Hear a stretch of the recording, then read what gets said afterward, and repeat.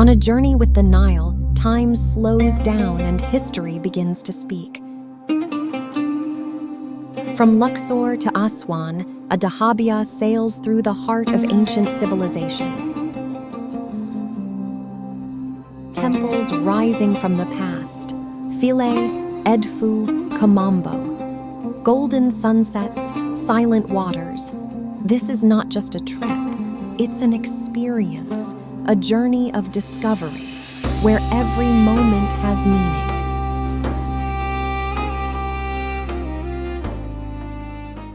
Hello, David. How you doing? Yeah, very good to be. Yeah, welcome aboard the World Shit. Maybe. Okay, so do you mind to let us know where you from, what are you doing here, what is your experience so far? Sure. So I'm from Melbourne in Australia.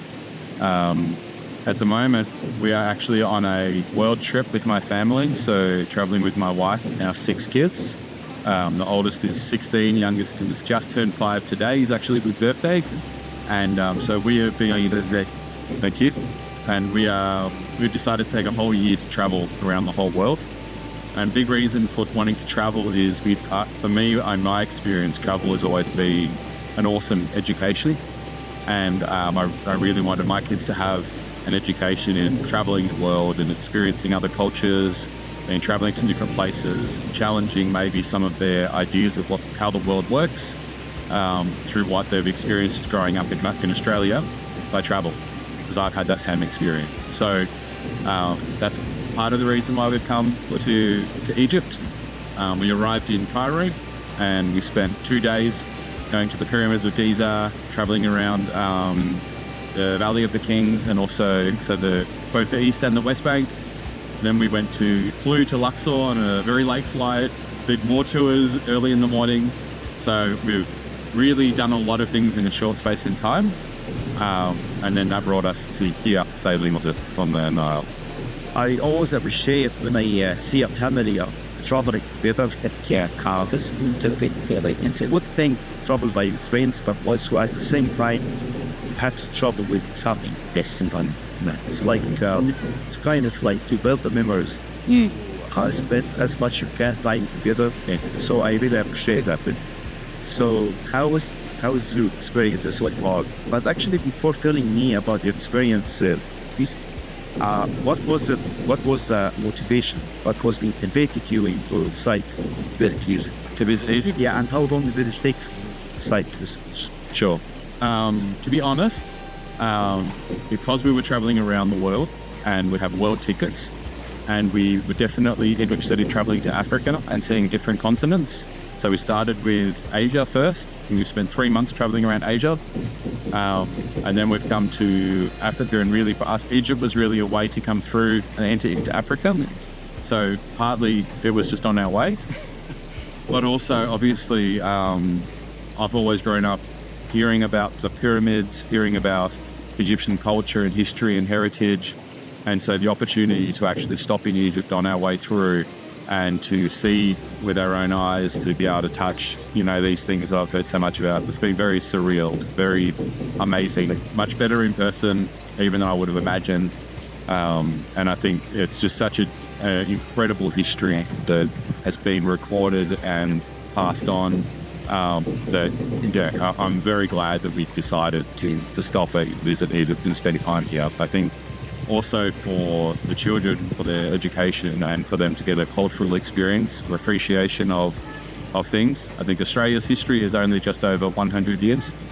Nothing compared to Egypt, and so I think it's just such a incredible thing to be seeing places that have such a rich history and hearing the stories, visiting the museums, visiting the temples, and seeing not just the stories of the kings and the pharaohs, but even the way the common people would work and the way they would make wine, the way they would do their crops and fish.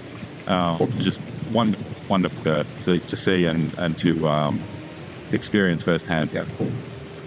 So, first of all, do you know the name of this place? The boat? Yep. I should have written it down. Is it Dahabiya? Dahabiya? Dahabiya. So actually, all the boats on the Nile, we call it Dahabiya.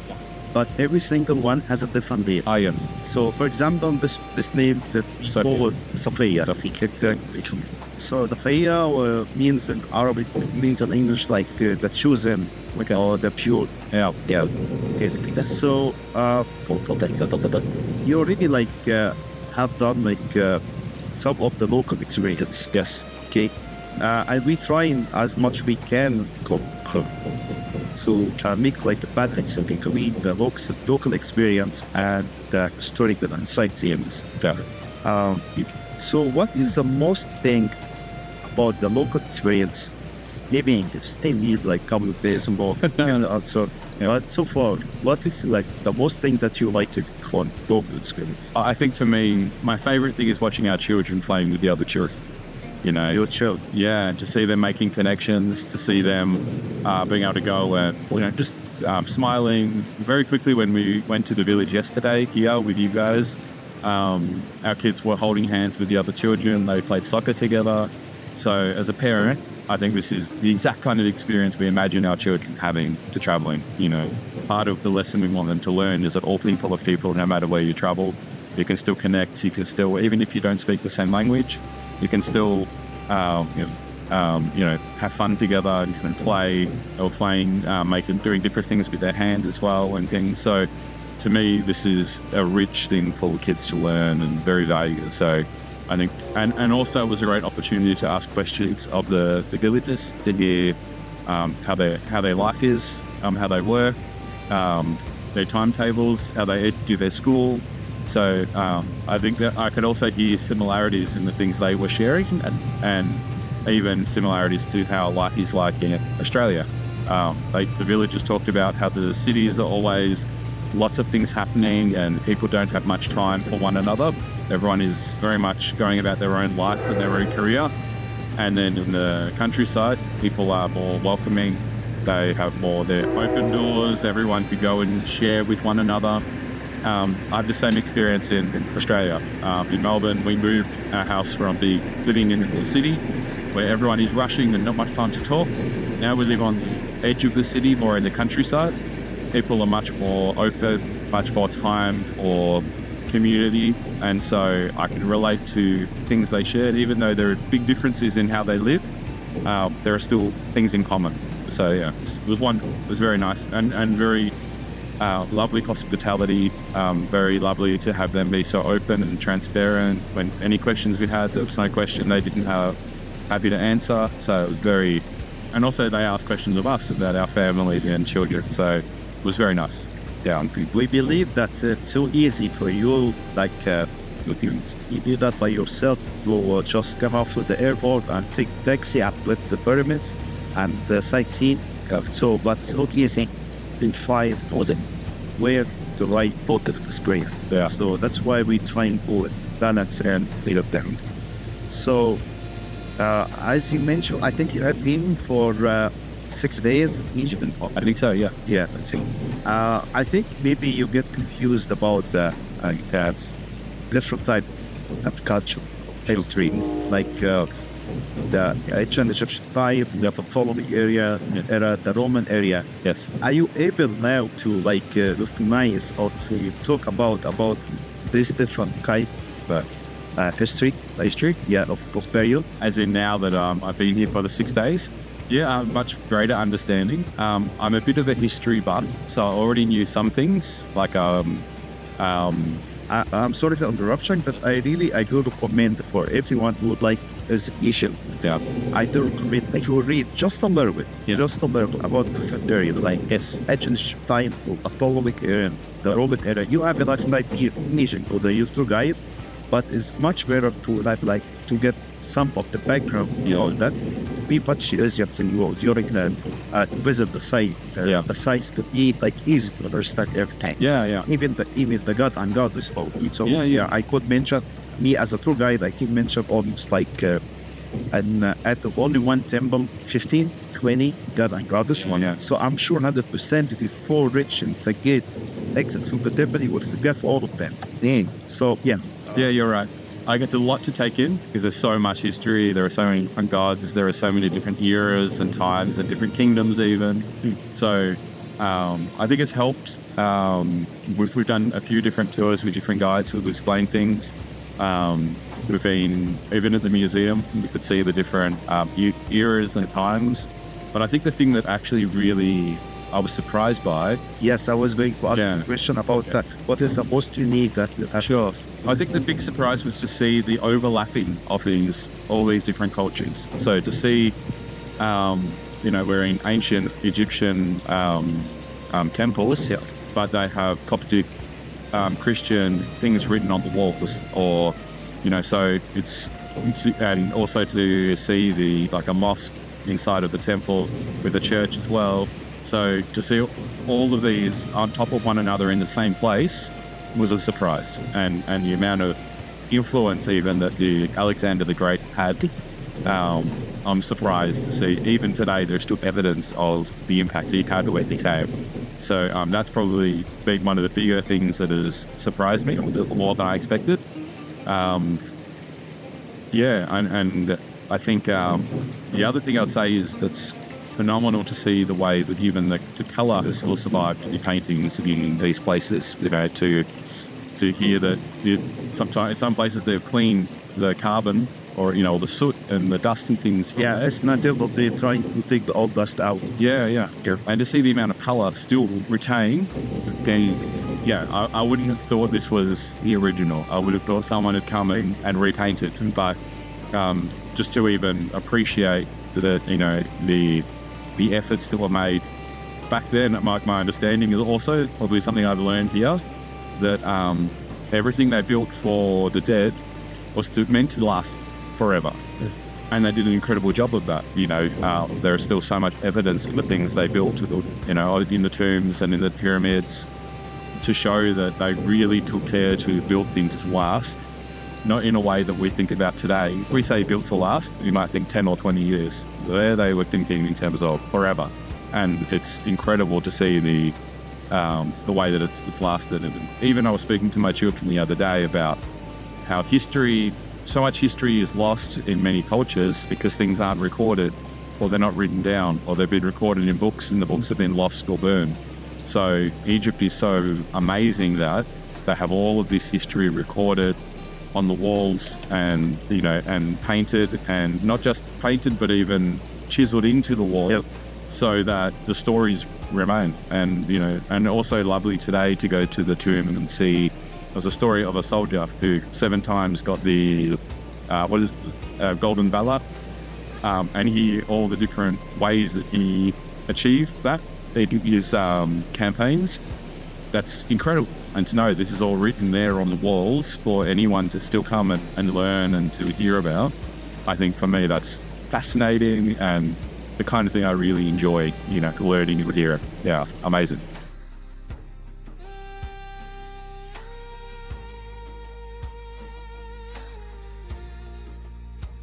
What is the most, if I can ask you about the only one temple that you get your attention, was amazing. I will let you know, I will tell you what is my favorite temple until. Okay.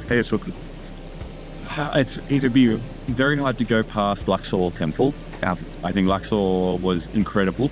The size, the amount that it's been kept, the paintings on all of the pillars, just beautiful paintings, beautiful colour, but also the stories behind them, and also it just kept going. You think you've seen what on some of the other temples that would have been the end of your experience, but no, there's more. I felt like I think we spent maybe an hour, maybe 2 hours in the temple. I feel like I could have spent 2 years, and still there would be more I didn't get to see. It's just so rich in how much is there. And I'm the kind of person who could spend very long asking many questions and learning many things, and it was very mind-blowing. And also, like I said before, a great example of all the overlapping of different cultures, different eras, even to see Alexander the Great himself depicted as a pharaoh on the walls was surprising to see. Just amazing. They're really I have to say it's my favorite. As for me, I could say Edfu Temple.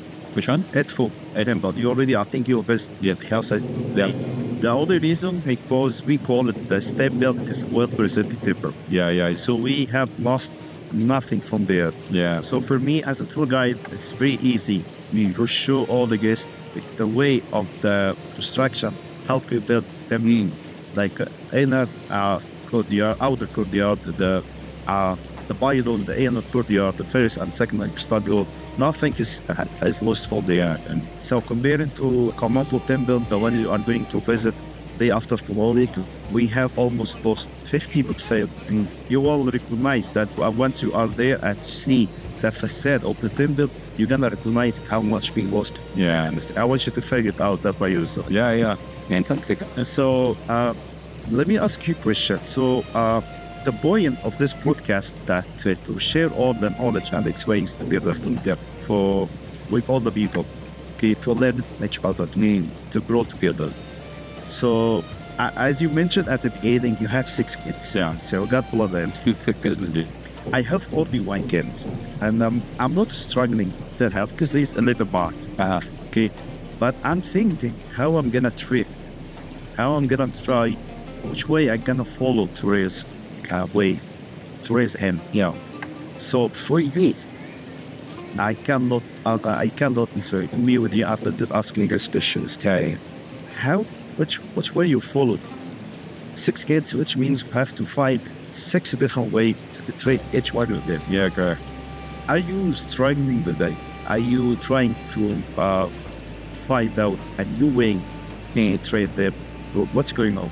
Yeah, big question.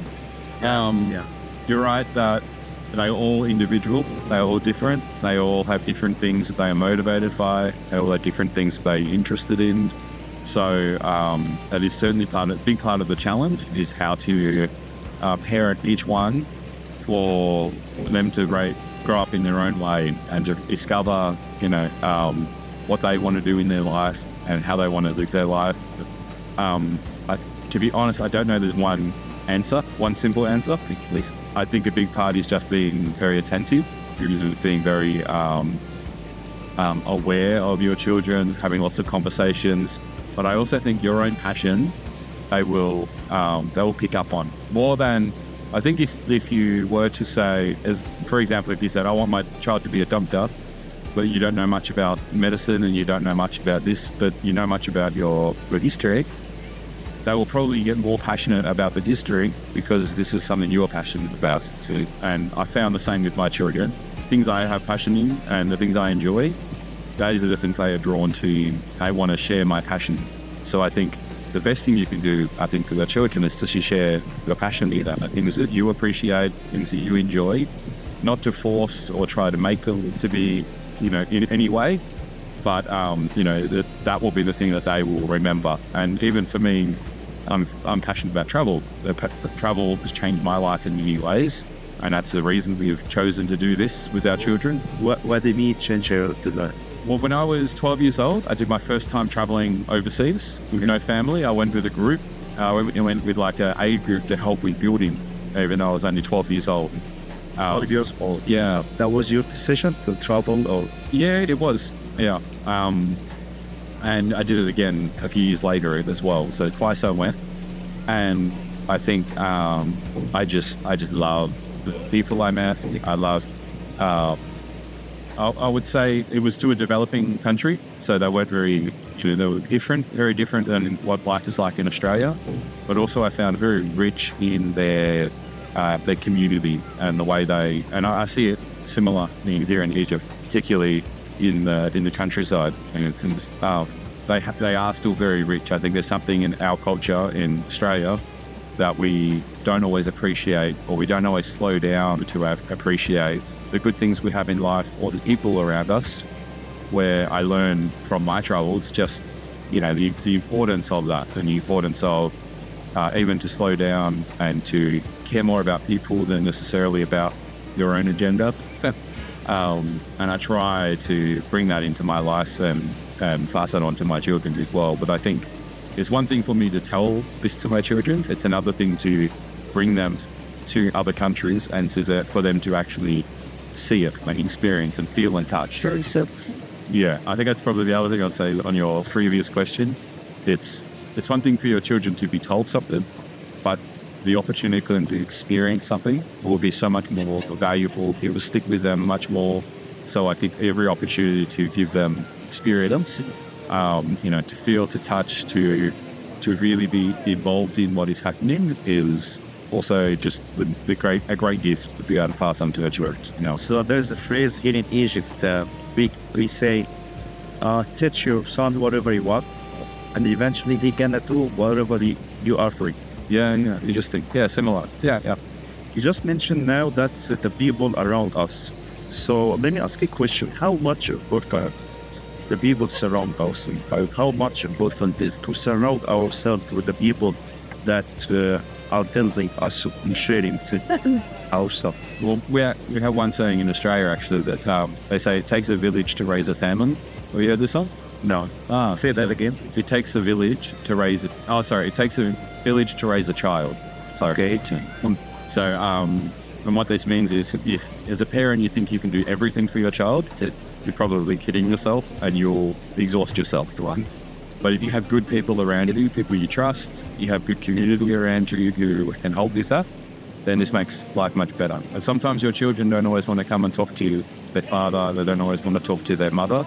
But if you have people around them, like uncles or trusted people that you know they can go to for good advice, then even if they don't come to us, they can go to them and get good advice, rather than maybe going to their friends or to other people, maybe might get the bad advice. So I think community is so important, and I think it's actually something very lacking in my own culture. Everywhere we live, everywhere we go, in my work, I always try to foster a culture of community and living together and being more mindful of others. But I think I see it very much on display here. And I know in some countries, it's not so much an option. If you live in a farming community, you rely on your neighbours. The harvest is not done by one person. They must all work together, to destroy these things. So I think in our past and in the history, this was never a conversation. It was just a given. Everyone will come together to help. And I think now maybe we are too comfortable, too wealthy, we have too much of our own kingdom to look after. We don't always think about others. The other thing I've learned, often it is better to ask for help than it is to offer help. Because often if you offer help, someone who is proud would say, no, it's okay. Even if it's not okay, they'll often refuse. But if you are someone asking, I have a need, I have this example where I had a neighbour who I had never spoken to and my car wouldn't start. So I go to my neighbour and they helped me start my car. They were very warm, very lovely, and suddenly now we are good friends. But it was because of me asking for help that made the connection. And then after that, our kids would play together.